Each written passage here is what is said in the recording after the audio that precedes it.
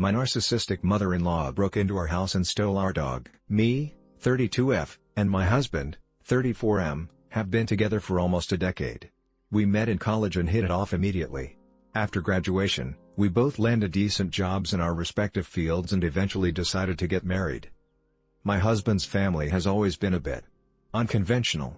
His mother, 62F, and father, 65M, are divorced, and there's a lot of tension between them. His mother, in particular, has always been a bit of a drama queen. She's the type of person who thrives on conflict and attention. Despite all of this, we've tried to maintain a cordial relationship with both sides of the family. It's not always easy, but we've made it work for the most part. One thing that has been a constant source of tension, however, is my husband's mother's treatment of our beloved dog, Buddy. Buddy is a lovable golden retriever who we've had since he was a puppy. He's a part of our family, and we love him dearly. My mother-in-law has never been a fan of Buddy. She's always complained about his shedding, his barking, and the fact that he takes up space in our home. She's even gone so far as to suggest that we get rid of him on multiple occasions. We've always brushed off her comments and insisted that Buddy is here to stay. After all, he's a member of our family, and we would never dream of abandoning him. Recently, my mother-in-law has been pushing the issue even harder. She's been making passive-aggressive comments about Buddy every time she visits, and she's even started to make veiled threats about what she might do if we don't get rid of him. My husband and I have tried to have a rational conversation with her about it, but she's been unwilling to listen. She's convinced that Buddy is a nuisance and that we're being irresponsible by keeping him around. Things came to a head last week when my mother-in-law was over for dinner.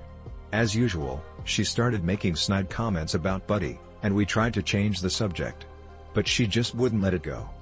At one point, I excused myself to use the restroom, and when I came back, I noticed that Buddy was acting strange. He seemed lethargic and disoriented, and he wasn't interested in his food, which was very unusual for him. I mentioned it to my husband, and he agreed that something seemed off. We decided to keep a close eye on Buddy, but we didn't think too much of it at the time. It wasn't until later that night, after my mother-in-law had left, that we made a shocking discovery. As I was cleaning up after dinner, I noticed a small pill on the floor near Buddy's food bowl. At first, I thought it was just a piece of kibble or something, but when I picked it up and looked at it more closely, I realized it was some kind of medication.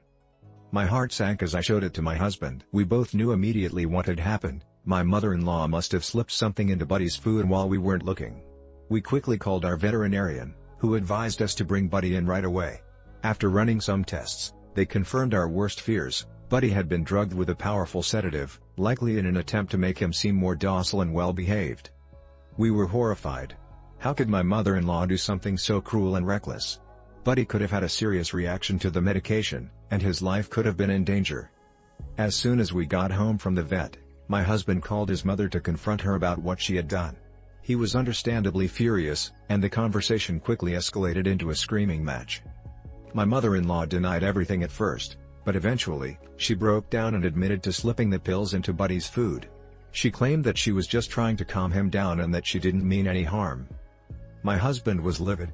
He told her in no uncertain terms that what she had done was illegal, not to mention incredibly dangerous and unethical. He demanded that she never come near Buddy again, and that she seek professional help for her obsessive behavior. For her part, my mother-in-law seemed almost smug about the whole thing. She acted as if she had done us a favor by dealing with Buddy, and she showed no remorse whatsoever for her actions.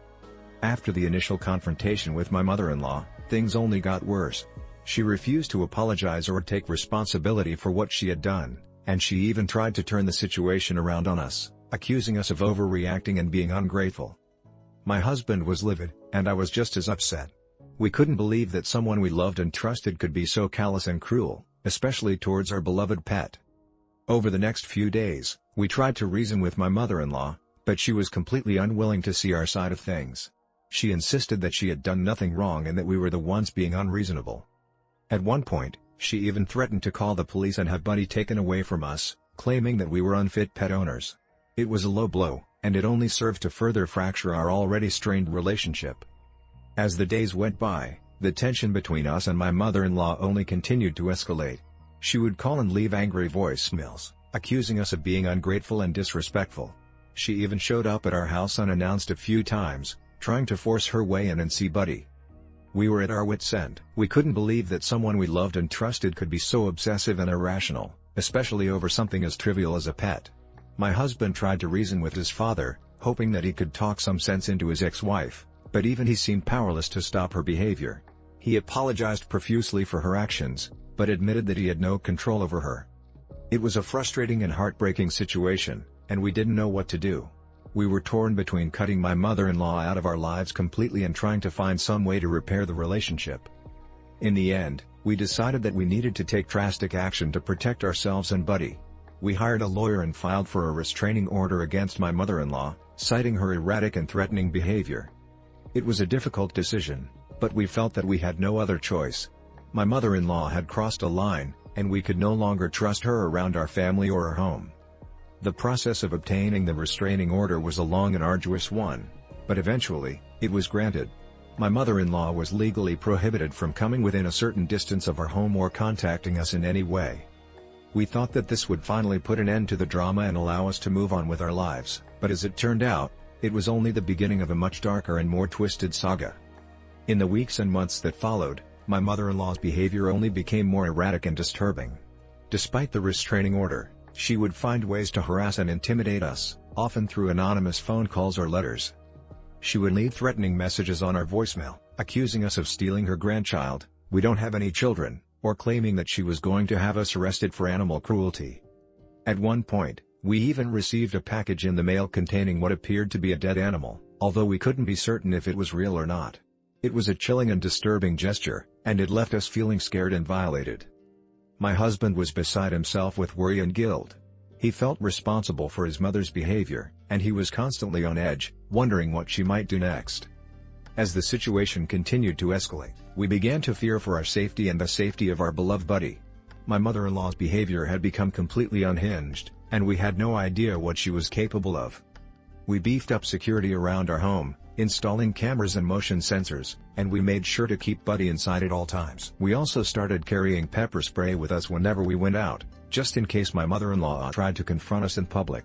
It was a tense and frightening time, and we found ourselves constantly looking over our shoulders, wondering if she was watching us or planning her next move.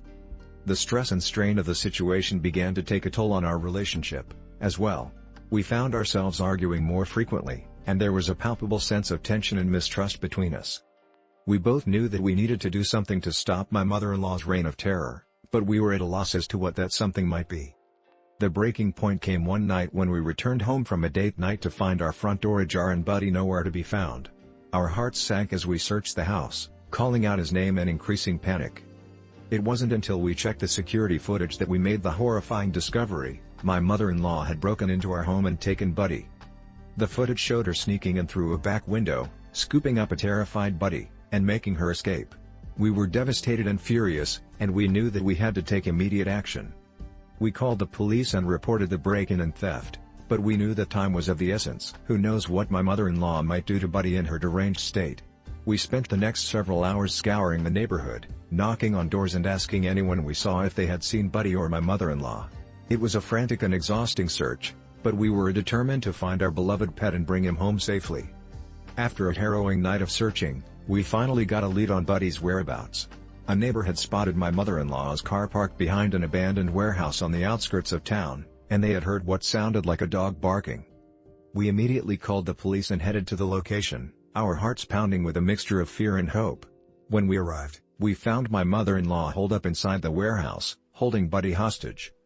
What followed was a tense standoff with the police, as they tried to negotiate with my mother-in-law and convince her to release Buddy and surrender peacefully. After several hours of intense negotiations, she finally agreed to let Buddy go, and the police were able to take her into custody without incident. It was a traumatic and emotionally draining experience, but we were just relieved to have Buddy back safe and sound. As for my mother-in-law, she was charged with several felonies, including breaking and entering, theft, and animal cruelty. In the aftermath of the warehouse incident, we were left to pick up the pieces and try to move on with our lives. It was a difficult and emotionally charged time, as we grappled with the betrayal and trauma of what my mother-in-law had put us through.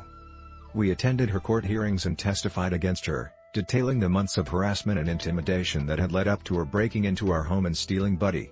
It was a painful and cathartic experience, but we felt it was important to ensure that she faced the full consequences of her actions. In the end, my mother-in-law was convicted on multiple counts and sentenced to several years in prison. The judge acknowledged the severity of her crimes and the emotional distress she had caused us, and he made it clear that her behavior was unacceptable and would not be tolerated.